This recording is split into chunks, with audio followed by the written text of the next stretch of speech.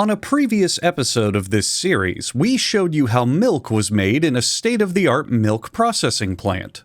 But now it's time to turn back the clock and see how things were done before modern technology.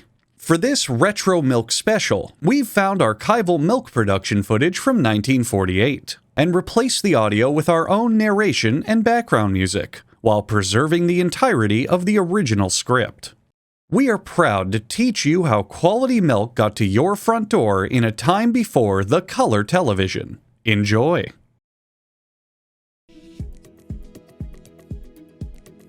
From the makers of cows, it's milk, an important food for our nation. Pasteurized milk, a safe food, trusted by millions of Americans, and important in every diet. Of special importance to children and invalids. For all these people, pasteurization is a guarantee of safety. There is no such thing as partly safe milk, for milk is either pasteurized or it is a deadly poison. Pasteurization is a scientific job, a responsible job, and extends directly to men people seldom see or know, and only men qualified for the job. Could you imagine women producing milk? Absolutely hysterical nonsense. Milk production usually starts in a small plant like this, with a building constructed from decommissioned World War II airplanes. Besides a cold room and utility rooms, this plant has 3 rooms for selling milk and milk accessories, I tell you what. The receiving room for sensitive workers, the pasteurization room, which doubles as a lactation room, and the bottle washing room, which features a brand new yet-to-be-named machine that rinses out all of the factory's bottles. The milk flows from the e-sieving vat to the DAC-to-fur I-7er.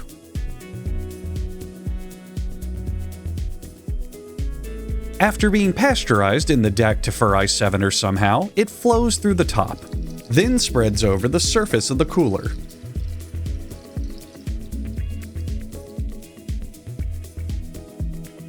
To the filling machine, a registered trademark of the milk industry that legally isn't allowed to be used in other factories. The most important factor in producing pasteurized milk is to never let a filthy communist get his hands on it. The second most important rule is to only import new milk in the receiving room, which is separate from the rest of the factory to keep contaminants out of the batch. A singular open door may let in only 1 or 2 communists per day, but having the entire factory open may as well attract as many as 10,000. The cover is always kept on the goop vat unless the vat is currently being gooped. Remember, milk is food, but it is also goop. Sometimes things can be 2 things, but never 3. Being 3 is communist. The first responsibility is to make sure that all of the milk received is high quality.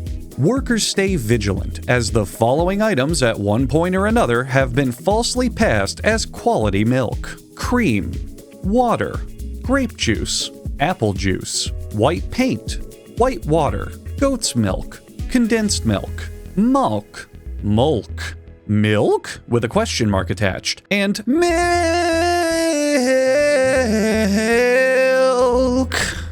An experienced operator can typically detect spoiled milk via the KISS test, and master operators can detect spoiled milk telepathically within a 5-mile radius. If they aren't sure of the milk's freshness, they can use a thermometer to check the temperature, and be labeled as a bitch operator, which is the same thing your mother calls me. Make sure to stir the milk with your bitch operator hands, because you sure didn't help us beat the Germans with them. 79 degrees, meaning this milk arrived at the factory curdled and extra chunky, making it perfect for the production line. To ensure the growth of healthy bacteria, the thermometer is moved and mixed between all the different milk cans. Cross-contamination may seem like a concern, but that theory was discovered by a Hungarian, which means we can readily discard it. American science believes that spreading germs amongst deliveries will help create immune-boosting super milk. And wouldn't you rather believe the country undefeated in global conflicts? These rejection slips are handy to swiftly and impersonally dissolve any inter-factory relationships among employees. Remember the factory motto: don't have sex in front of the milk. They find it gross, and God will cry. And speaking of God, the less said about the non-Christian milk that perverts and sinners try to deliver to the factory, the better. They're given a quick baptism before adding them to the goop vat to preserve the integrity of our one nation under God's milk. Well, it's not God's milk, but okay, yeah, it is God's milk, but you know what, never mind. When all the milk cans are empty, they replace the vat cover and turn on the "I'm a good boy and did a good thing" signal. The milk is siphoned through a series of sanitary pipes to be sanitized through a series of siphoning pipes. Workers make sure the inlet valve is open, the agitator is activated, and the off and on switches are both set to on. Boy, look at the shine on that milk cover. Nearly all 7 colors of the rainbow found in a single piece of American engineering. This pasteurization vat has 3 thermometers: Fahrenheit to accurately measure the milk's temperature, Celsius (communist) to act as a worker loyalty test, and a third made-up temperature called Kelvin that the modern world just isn't ready for yet. Should a factory brawl break out, the bell is there to be rung to signal the end of a round. The Mommy Milker 9000 is made up of a shaft pumper, a milker twister, a girth adapter, something we legally can't show you on camera, a pipe with a non-comedic name, a valve steam deck, and an Ethernet port that continually feeds milk-based cryptocurrency to help the milk establish itself on the dairy blockchain. There's also the Spinny-Doo. We don't exactly know what it does or why it spins, but it's been here since the factory opened, and we aren't about to put a stop to a good thing, now are we? Don't go anywhere, there's more blasts from the past, right after this word from our sponsor.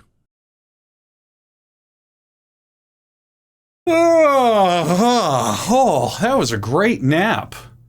Where am I? Oh, dang it. I slept through being smuggled aboard a rocket ship and blasted off into space again. Oh, now I'm going to have to explore the surface of Jupiter in 5 to 6 years. This is embarrassing. And it's all because of the comfort of this Manta sleep mask. Look, they even set up a microphone so I could sell their product. Ah, I see I've broken through the exosphere now, and that sun is boiling. I can't see it, of course. That's just a little bit of astronaut humor. But you on Earth are definitely going to see it because summer is coming. Days are going to get longer and brighter, and it's going to be harder for you to fall asleep and stay asleep, which is why you're going to want to consider a Manta sleep mask so that you can go off to Slumberville and never worry about the fact that in about 5 billion years the sun is going to supernova and destroy all traces of humanity that ever existed. Up here in space, there is no day or night, but that doesn't matter because that sun is not going anywhere. But the Manta sleep mask is made of such high quality materials and comfortably adjustable that I'm going to be able to nap at any time in my space voyage, so that way I don't have to really consider the fact that that black hole I'm probably going to steer into is going to suck the soul right out of my body. I love Manta Sleep so much that I bought 2. This one plays Bluetooth audio so that I can pipe in sounds that help me fall asleep the fastest and the best. Audio of me saying to myself positive affirmations of how good of a job I'm doing sleeping. You're doing a great job sleeping. And this one doesn't play any music at all, in case I need to be alone. I was absolutely wearing these underneath, and it's not just an excuse for me to be able to read the rest of my script. You can't prove anything. Click the link in the description and use code Huggbees for 10% off your purchase at Manta Sleep. Manta Sleep, the best mask to own for when you realize that your ground crew may have forgotten to pack your food reserves, so you're gonna be dining on moon rock sandwiches. Vat. How about that? How about that vat? Let's see how this pasteurization vat operates. The space between the outer wall and the inner wall forms a water jacket, helpful for shielding the milk from inevitable upcoming nuclear winter. Steaming hot water is added.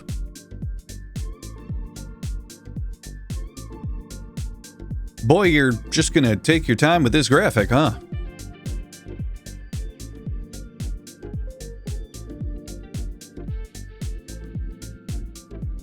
The milk is then added through an inlet pipe.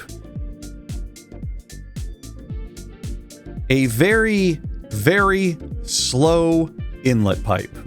Look, I get it. Things here are slow in 1948 now that we no longer collectively hate entire countries, but can we at least speed up our milk pipes a little bit? The indicating thermometer instant transmissions into the vat to measure the milk temperature. The recording thermometer, sensing the immense power level of the indicating thermometer, joins to test the limits of its abilities.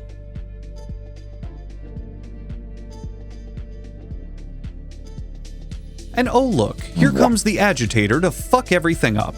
I really hate that goddamn agitator.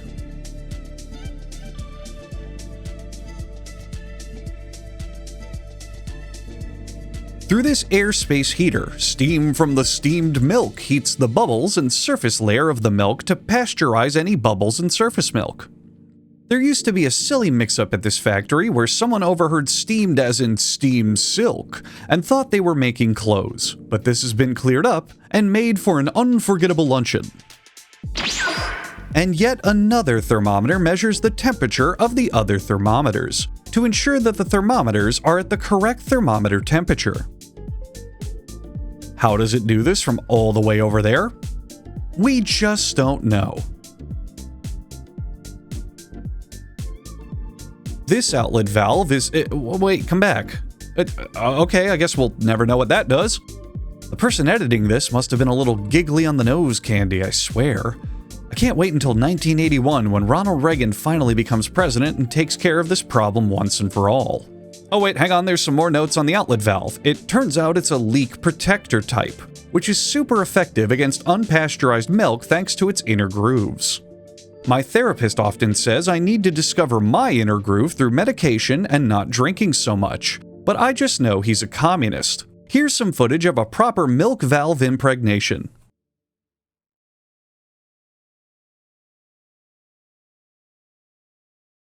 When the valve is closed, it is impossible for milk to escape, no matter how much it demands equal rights. As the milk does its thing, it's calibrated precisely using the two calibration knobs on the side of the tank. Milk as of 1943 must be set to build version 0.8.1, as all older models do not have the appropriate bug fixes implemented. Filling the vat may take anywhere from 5 minutes to 14 hours. When workers guess the milk vat is filled, they shut off the inlet valve.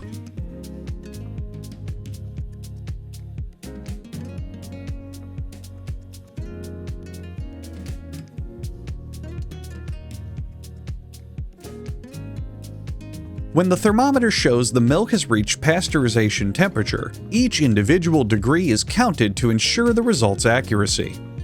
Don't be alarmed, there is a maximum of 220 degrees of temperature possible in the natural world. Anything hotter is science fiction. Milk can be pasteurized at anywhere between 130 and 150 degrees. Any colder and pasteurization will fail. Any hotter and people will die. The steam valve index is adjusted to provide incredible 3D environments, as well as lessen the percentage of milk that the milk in the vat is. Let's test your ability to be a bitch milk operator. What temperature is this? Write your answer in the comments whenever YouTube is eventually invented.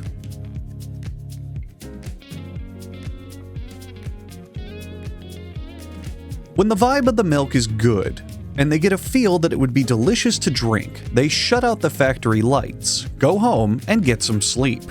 It's been a long day, and they've got milk waiting for them at home. The next morning, first thing to be done is to promptly check the milk, and then check the factory seismograph. This range here indicates that an earthquake occurred at the factory last night sometime around 1:43 a.m. and lasted for about 10 minutes. The milk will be just fine. But if a worker is sad that they missed it, they can make up an even cooler earthquake result at a time when they were at work, such as 2 p.m. They can brag to their coworkers about having seen it, and then grade their own performance with an A so that no one questions their earthquake authenticity. In this example of what not to do, this employee writes that he was working at 8:05 a.m., which is impossible since no one's up that early.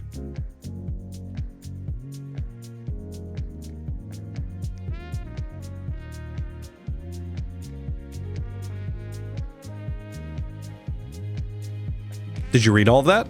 Okay, good. If a sine wave develops in the milk over the course of 20 minutes, it's not time to panic. It's simply time to check that the milk still has a temperature on one of the 30 thermometers. And if it does, it means the pasteurization process has started. If the temperature is missing from any of these, run. Should someone desire a little bit of a steamier workplace, they can adjust the steam output to their liking, making sure to fill out their rejection slips beforehand to prevent things from getting the wrong kind of messy. The milk will achieve full pasteurization once 30+ minutes have been elapsed. These are different from 30 normal minutes in the fact that they are plus. Now, careful steps must be taken to ensure that Pearl Harbor is well protected and that the pasteurization process isn't contaminated. They turn off the nut knob and the titty knob, then turn on the wiener knob to begin the flow of cold water into the water jacket.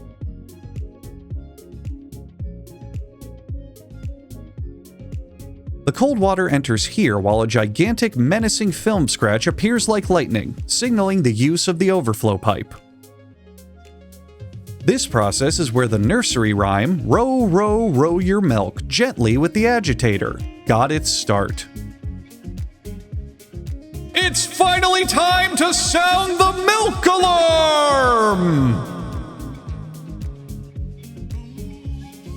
The thermometers in this factory are so state-of-the-art, they don't just raise the temperature, they can lower it as well.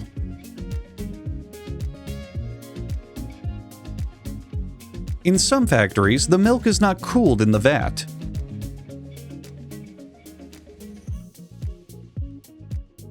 In these cases, the thermometer continues to record the milk temperature until the vat is entirely emptied.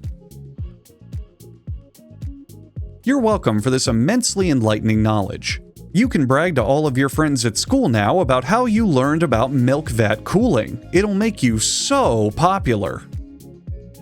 Holding time for the milk should be about 30 minutes, but the emptying time can realistically be however long you want. Make it take 5 years to drain out. I don't give a shit. I'm just a pseudo-conceptual idea of a 1940s-style infotainment script narrated from a double meta joke about a pre-existing parody series. You could fuck my wife and I wouldn't even blink. I'm as real to you as the Tooth Fairy. When the plant worker finally remembers he's not paid to stand around all day, he opens the outlet valve on the pasteurizer, opens the line valve, turns on the pump, and then goes back to silently standing in the corner until his milk production sluttiness is needed once more. The milk is sharded into a pump, which thrusts it through a flow control valve,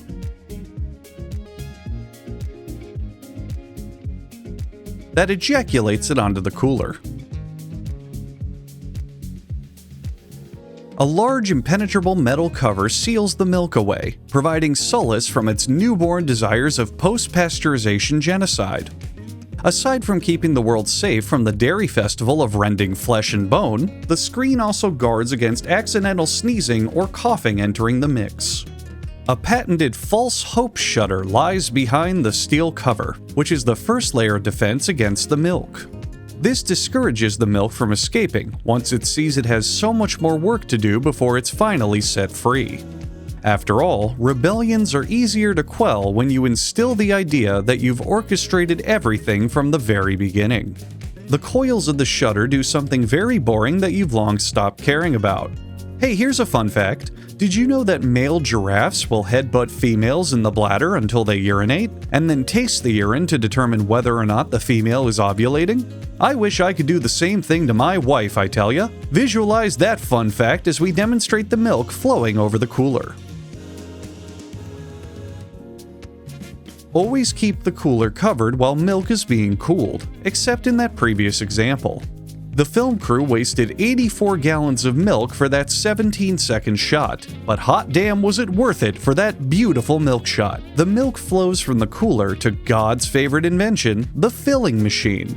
The supply pipe has an apron just like a dame or toots that gives you googly eyes across the malt shop.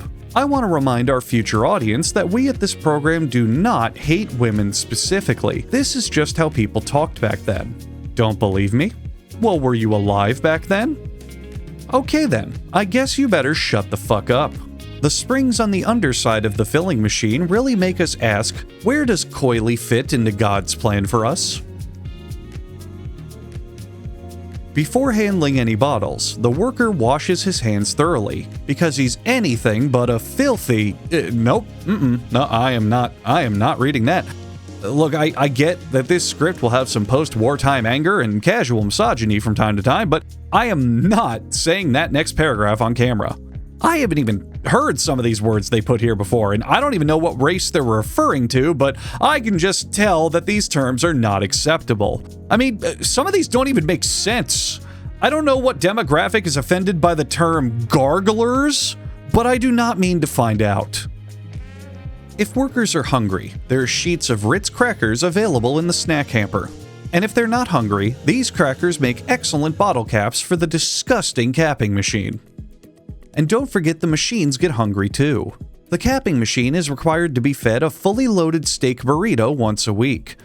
To maintain optimal grease distribution amongst the bearings and gears, using one from Taco Bell is highly recommended. Now it's time to start the world's slowest and most boringest filling machine. The curse of 1948 being the slowest year on record continues as the sad, pitiful machine sputters to life and fills bottles at a rate of about 1 per century. I wonder if the future will have much more exciting filling machines. Maybe ones that can handle 20 bottles per minute. That would be a dream, wouldn't it? To soar high amongst the eagles of bottle fulfillment, each glass tinkering and twinkling with the promise of delicious refreshment provided to an entire prosperous nation, bought, sold, and traded for agreeable prices and distributed amongst a complex system of immortal number grids and inflation prospects, to just once dine on the fruit of other people's labor by sitting in a high-rise office overlooking a world that brought a soda pop to my door through the sheer swirling might of people's desire to have that very soda pop for themselves. Fuck, I hate communism. Something I will give credit to our year of 1948 is that our capping machines are far sexier than the ones from the future. If the milk is too good, it's promptly drained, trashed, and recycled to scatter its parts amongst the garbage Triforce, keeping its power from ever reforming. Yep, that's milk all right. Yep, that's milk all right. Yep, that's milk all right. Yep, that's milk all right.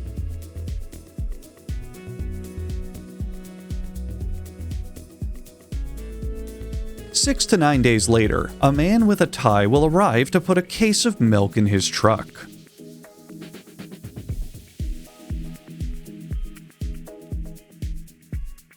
He will proceed to stab an ice block over the milk to symbolize his forgotten youth. And then drive the crate home to sit on the floor of his studio apartment and drink the entire thing until he vomits. And then he will drink some more. This, ladies and gentlemen, is milk's true purpose. And no purpose could be greater for America's finest grade A milk. What'd you say, Johnny? Those guys over in Japan actually invented a grade higher than that? Called grade S? Well, Johnny, I still remember my training if you do. What do you say you and me take a flight to Hiroshima?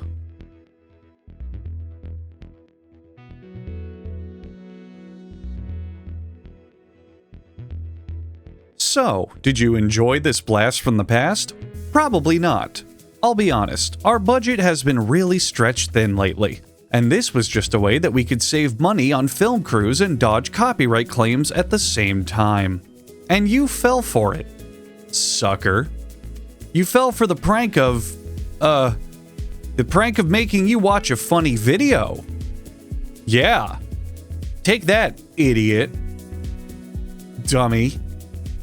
Moron. Got you good. Got you real good with that one. You fell for it hook, line, and sinker. Sank to the bottom of the ocean on that one. I don't know if that's how fishing lures work. I'm not going to pretend that I do. I don't even have a film crew.